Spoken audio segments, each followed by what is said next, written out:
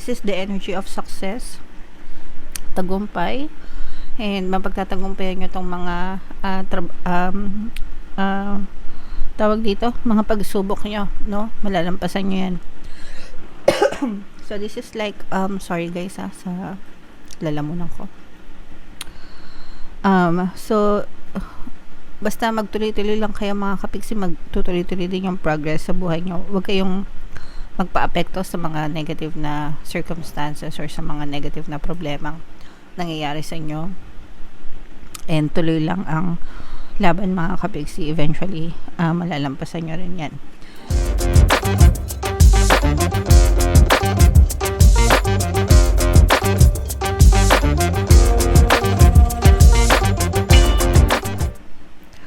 Hello guys, hello Virgo, welcome back to Pinay Pixie Tarot. Ang pamagat ng episode natin for tonight is New Moon Kapalaran para ngayong April to May para sa Virgo, Sun, Moon, Rising, Sign, and Venus. So yung ating New Moon guys ngayong April ay sa April 27 mga kapiksi, tapos yung next na New Moon naman natin ay sa May 27 guys. So ang reading na to ay para sa period na yan. Excuse me. By the way mga kapiksi, sorry, kakagaling lang natin sa sakit kaya yung boses natin medyo mahina at saka paminsan-minsan nangangati pa yung lalamunan natin, kaya pasensya na kayo sa video natin, okay? So ito yung ating moon message guys. The answers you need are coming. So yung mga sagot na inaantay nyo, mga hinihiling nyo guys, dadating din yan sa inyo, no? Huwag kayong magmadali, huwag kayong maatat masyado. So, yung mga solusyon, yung mga sagot, no? Sa mga problema nyo, yan yung ibig sabihin nun, dadating din yan guys, and magkakaroon din ng kaliwanagan yung isip nyo, magkakaroon din kayo ng maliwanag na direksyon sa buhay nyo mga kapiksi. Just keep on praying, keep on affirming on your desires guys. And magiging ma-okay din ang lahat para sa inyo. Alright? Okay. So, attune to the moon guys. Have an important conversation but stay calm. So, kung meron kayong mga kailangan kausapin sa buhay niyo mga kapiksi, makipag-usap kayo ng maayos, kailangan kalmado, no? Kailangan kalmado kayo at all times mga kapiksi para maayos ma-resolve yung mga issues guys. Don't be superficial, magpakatotoo lang tayo mga kapiksi. Someone is trying to flirt with you. Have you noticed? So yung iba sa inyo baka may mga nakikipag-flirt sa inyo guys. Okay lang yan kung single kayo. Kung kayo ay taken na, wag na mga kapiksi. And kung napapansin nyo, and kung yung nagpo-flirt sa inyo din ay taken na, wag na rin guys. Kahit na single kayo tapos yung nagpo-flirt naman sa inyo, alam nyo na may karelasyon, di ba? So wag na rin. For some of you, you need to laugh off this situation and just move on. May mga sitwasyon na hindi na masyado dapat sineseryoso mga kapiksi, kumbaga tinatawanan na lang, okay? Para matapos na, lumipas na guys. And for some of you, job applications have good prospects. So sa mga nag-a-apply ng trabaho, good news yan guys, kasi ibig sabihin maaaring maging maganda yung resulta ng mga ina-applyan nyo. Excuse me guys. And ganoon naman talaga guys, no, kapag nag-apply ng trabaho, tiyagaan lang. Dapat wag magmadali at saka minsan kasi nagmamadali tayo, no, na kahit ano na lang yung offer, tinatanggap natin kahit hindi masyadong maganda, 'di ba? Kasi kailangan natin ng trabaho. So make sure na kalmado lang kayo and dadating din yung tamang trabaho para sa inyo. Trabaho na deserve nyo. Deserve nyo yung sahod, deserve nyo yung benefits, diba? So wag din kayo masyado magmadali mga kapiksi. Okay? So comment down below guys if feeling nyo naka-resonate kayo sa message. Tingnan naman natin yung ganap sa inyo ngayong New Moon season shuffle ko to guys. Habang sinishuffle ko to, panoorin nyo muna yung video natin regarding sa ating paano mag-manifest ng abundance video course. Kapiksi, sawa ka na ba sa mga struggles at hirap sa buhay mo? Masipag ka ba at masikap sa buhay ngunit hindi ka pa rin umaasenso? Ilang beses ka na bang nag-attempt mag-negosyo at mag-invest pero palagi ka pa rin nalulugi? Sa pagkakataon na ito ay maaaring may subconscious beliefs ka na nagiging balakid sa iyong pag-unlad at pagyaman. Introducing, paano mag-manifest ng abundance video course. Dito ay matututunan mong ma-overcome ang mga balakid mo para tuluyan ka ng umunlad, umasenso, sumagana, maging matagumpay, successful at maswerte sa iyong kabuhayan, pera, trabaho, negosyo, salapi at kaperahan ng bonggang-bongga. Dali, mag-send na ng email sa pinoypixie@gmail.com at simulan na ang iyong pagyaman ngayon. Alright. So, sa lahat ng gusto mag-avail ng course guys, naka-flash sa screen nyo, meron tayong paano mag-manifest ng abundance video course. Meron din tayong paano mawala ang third party at magkaroon ng harmonious na relationship. And meron din tayong paano pabalikin si ex-revice breakup. So, sa mga interesado guys, mag-send lang kayo ng email sa pinoypixie@gmail.com.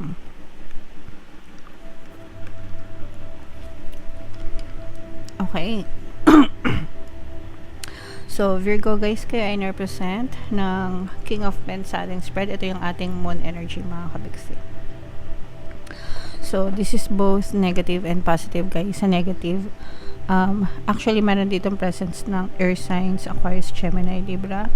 For some of you, maaring may air element kayo sa inyong natal chart, or you may be dealing with another air sign. Ito guys, yung negative nyo is nagbababay na kayo actually sa negative, no? Ibig sabihin, patapos na yung mga problema nyo kasi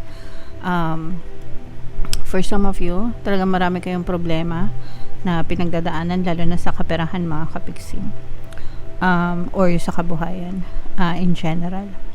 Marami kayong pasan-pasan sa balikat and marami kayong mga bagay na iniisip, yung mga problema mga kapiksi, and yung iba sa inyo parang nakatali.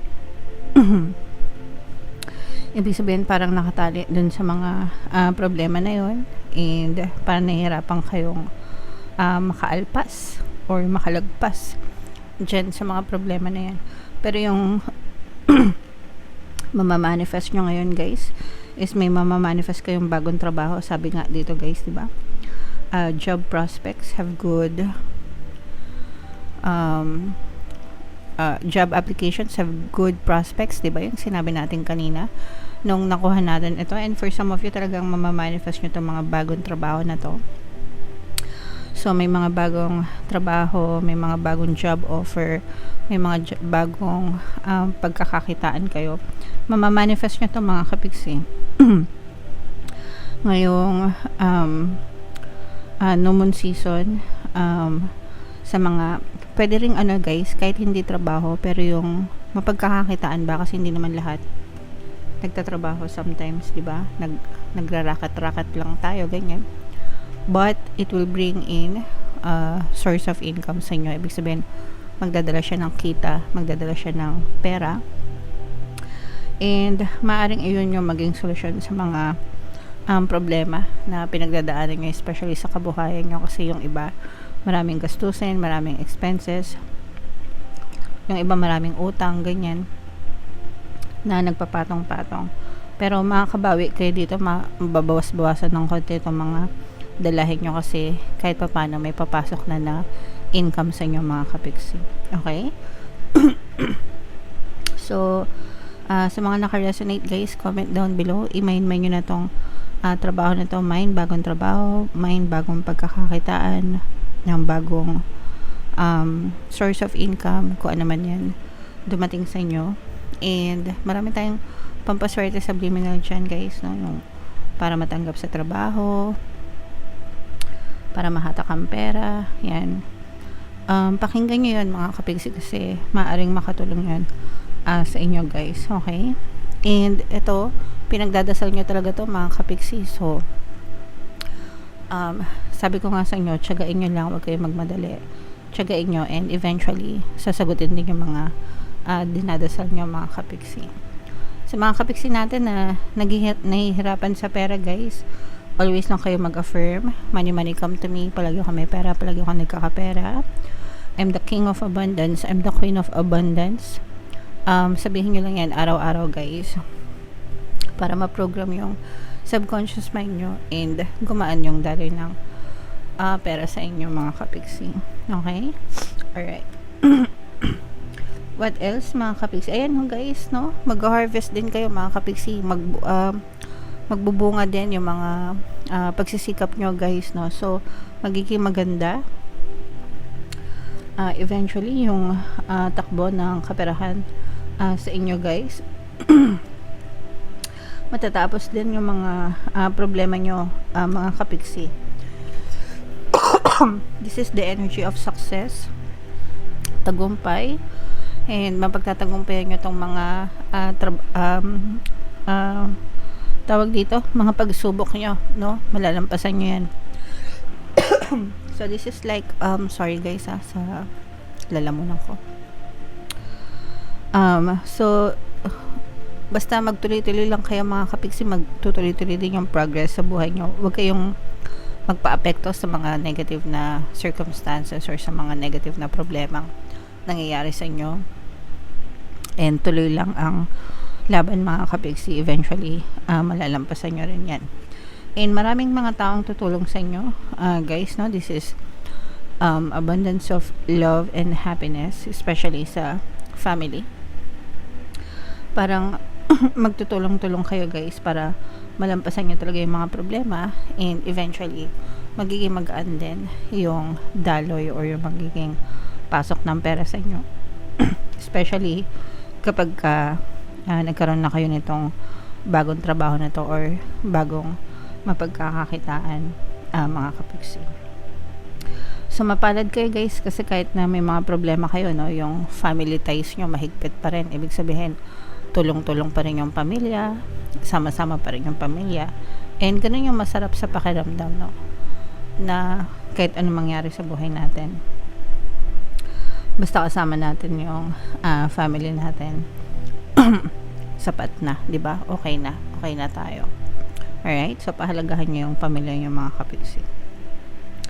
So, comment down below, guys, if feeling nyo naka-resonate kayo. Ito, guys, i-mind nyo na tong tagumpay na to.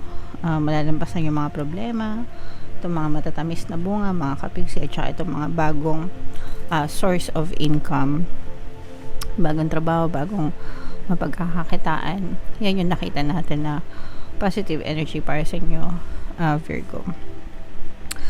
So, for more tarot readings, guys, ito yung playlist nyo. Ito naman yung ating success stories ng paano mag-manifest ng abundance video course. Click here to subscribe, guys. Ito yung ating mga pampaswerte subliminals. Thank you for liking, sharing, and subscribing. See you next time. I love you all, mga kapiksi. Have a nice day. Bye-bye.